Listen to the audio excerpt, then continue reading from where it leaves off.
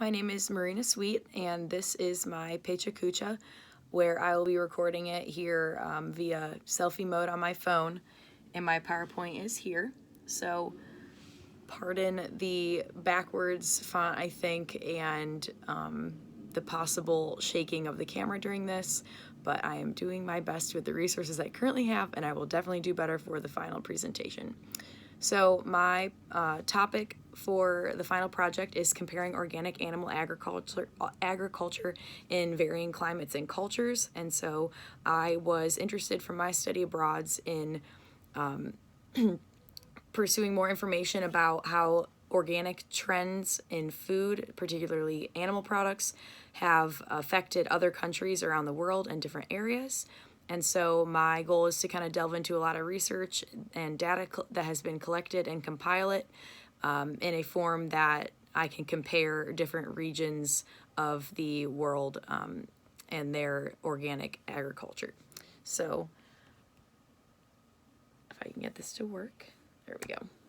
Okay, so first off, with trends in agriculture. Wow, that's backwards. I'm so sorry. Trends in agriculture. Civilization is founded on agriculture, and crop and animal farming feed the entire population. So the demand for livestock products is driven by three main factors: population growth. So as the population grows, we need more food, and income growth. So the wealthier a person is, the more dispensable income they have to spend on food and better quality food. So more food and better food, as well as urbanization. So as people become more urbanized and removed from the farm, this is putting more pressure on farmers to produce more food in their respective areas to feed urban areas that are not producing food. And so as people have more wealth and more dispensable income, there is a higher demand for animal-based protein. So as developing countries become developed, they are becoming it's increasing their demand in having animal-based protein overall. So we have a trend now where developing countries are becoming developed countries, and so we're seeing more demand for these animal-based proteins. So the population is growing, as well as more people are having more money to spend on more nutritious food. And then finally, food trends occur as a result of nutritional and health studies that are released, as well as food label propaganda. Next up is organic agriculture. Organic agriculture is organic food is a trend currently that's emerged in the United States and other developed countries. I call it a trend because while it is a way of raising food that is sustainable to an extent, it is not the only way to raise food, and perhaps not the best way to produce the amount of food we need, but there are pros and cons to it, obviously. USDA Certified Organic is a program in the United States that has strict guidelines for food animal production. To qualify as organic and be labeled accordingly, that is in the United States. There are different programs in different countries, which I'll delve a little bit into. And overall, people are seeking safe-to-eat, ethically raised animal products within their budget. And so products are being marketed competitively, and that is why we have food trends coming about. So in my study abroad experience, I have been on 4 study abroads, and that was to Ireland, New Zealand, South Africa, and Belgium, Netherlands, and Germany. And on those trips, I reflected on organic practices that were done and that I saw. So first off is Ireland. And so in Ireland, we visited a lot of different animal operations, tour sites, academic sites, but none of the farms I recall were organic practices. And so I didn't have any direct examples to ask questions as far as organic practices go over there. But most animal operations were pasture-based, but the animals were housed indoors during the rainy season to protect both the animals and the grassland. And so one thing I noted about these practices is that, like in the United States, organic regulations say that there has to be a certain number of hours out on pasture for animals, and so systems like this in Ireland would be fairly easy to accommodate an organic program simply because of the resources and the practices they already have. Next up is my trip to South Africa. And so in South Africa, we visited primarily wildlife-related organizations, so there wasn't a whole lot of farms that we were going to per se. This was an animal welfare-related trip, so we weren't really delving into that. But we toured one poultry processing facility and a dairy farm. The dairy farm was surprisingly similar to dairy farms in the United States and a lot of their practices and equipment. None of these farms that we visited were organic, and there was no mention of organic farming at all in South Africa. And so I believe that is a product of the current state, an economic state, and cultural views of the people as to kind of delving further into organic farming. But I would see Africa as a whole becoming more involved, not necessarily to feed their own demand, but to feed the global demand for organic food. Next is my trip to New Zealand. And in my study abroad to New Zealand, we visited a variety of tourist-style attractions, some animal-related and some not. We saw grazing-based sheep and cattle farms, dairy and beef cattle, and visited historical and cultural sites. Most of the farms there are extensive and utilize New Zealand's grasslands, similar to Ireland. So they have animals out on pasture a lot. And so while none of the farms we visited on this trip were organic, once again, they had a lot of resources and management practices that already could be applied easily to an organic program if they were interested. My last study abroad was the European Dairy Studies trip to the Netherlands, Belgium, and Germany, where we visited a wide variety of dairy farms and processing facilities of a variety of species and sizes and different practices. Several of them were organic and several were conventional. And one thing that really stood out to me most about European organic practices is that these farms had different regulations than those enforced in the U.S. for the USDA certified organic program. They were, if you ask me personally, I found them much more reasonable as far as animal welfare goes and being able to treat an animal that is sick on an organic practice. So that's kind of what sparked the whole reason I wanted to do this presentation, because it was something that I think that we could learn a little something from the United States. So now I have broken down by region the different areas and some notes that I found while doing research. North America and the U.S. organic sales hit $43.3 billion in 2015, which is up 11% in a year, so it's rapidly growing. Many regulations have been passed and will continue to be refined by the USDA here in the future. And we are seeking international trade markets while satisfying our country's own need.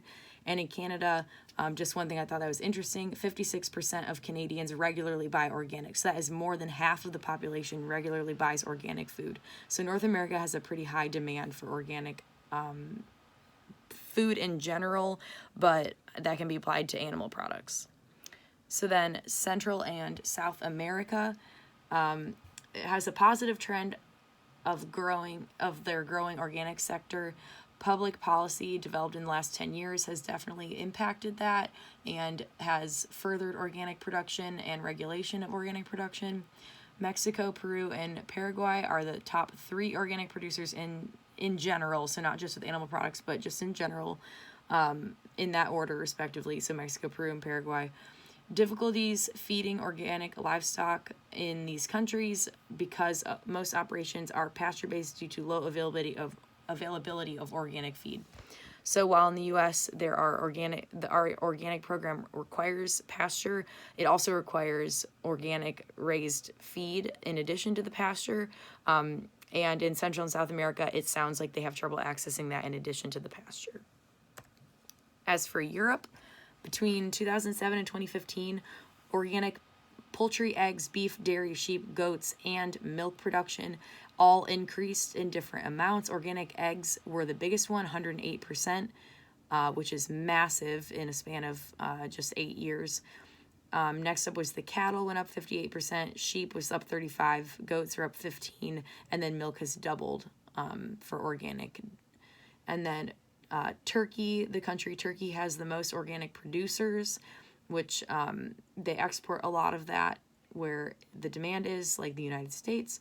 European Union overall falls second in global retail sales of organic products, only to the US. So there's a comparison. And the European organic market grew by 13% in 2015. What I find interesting about that is that Europe has really typically been ahead of the United States in regards to advancements with animal welfare, and they've moved towards organic more than we have up to this point. So that was just some information about that, and I'm kind of putting the growth into perspective. As for Africa, fairly recent significant achievement by AfroNet, which is their organic umbrella organization, and that I can see proceeding in the future. Organic farming is projected to increase more so that people can take advantage of the niche market to make more money, so they'd be exporting, because people there are more interested in making money, feeding their families, building their communities, and don't necessarily have a demand for organic food, but this would give them the chance to sell to places like the United States where there is a demand for it and they can make more money for that.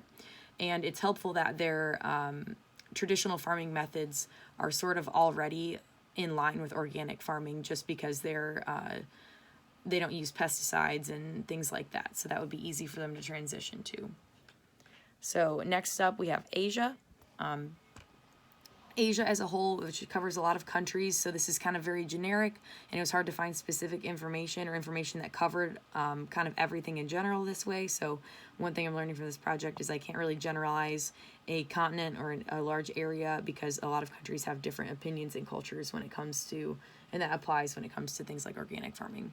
So India, China, and Sri Lanka have all made significant commitments to organic movements now and in the next coming years. Small-scale organic farming is typical in these countries, particularly India, and the government is currently involved and will continue to be in the future. Last, island nations, so all of them in Oceania and all of the Polynesian islands, Australia and New Zealand, all of them are increasing development of organic agricultural land. Australia has the most land, clearly because it's the largest country, and also has the most organic land use. Government accredits 6 different organic certified organizations in just Australia, which is pretty wild if you ask me. And then the Pacific Islands overall have current practices that are largely organic because they use old systems and traditional methods, like I mentioned with the Africa slide, and they're also going to be taking part in fair trade programs now and in the future, in addition to organic. So overall, organic livestock farming, United States is the leader in demand for these organic animal products. Europe also has a high demand for organic food and is a major producer. And then most developing countries don't have a significant market for organic products yet internally, but they produce to export and make money. So in conclusion, developed countries are turning towards higher demand for organic products as well as higher production, but are more likely to import, which leads to the fact that developing countries do not have as much of an internal demand because they're not quite there yet, and they are not quite at the stability for people to choose more specifically what they eat. Rather, they are just trying to put food on the table. And then with that lack of internal demand, there is opportunity for them to take advantage of the global trade and the demand that is coming from other countries. And with that, and comparing these regions, some climates clearly make it easier to incorporate organic standards and practices, such as New Zealand and Ireland having more grassland and possibly being able to fulfill that organic requirement of pasture-based. So that is the conclusion of my Pecha Kucha. I realized this video went kind of long, so that might have defeated the purpose, but definitely gave me a good foundation moving forward for my final presentation. So thank you for listening, and have a good day.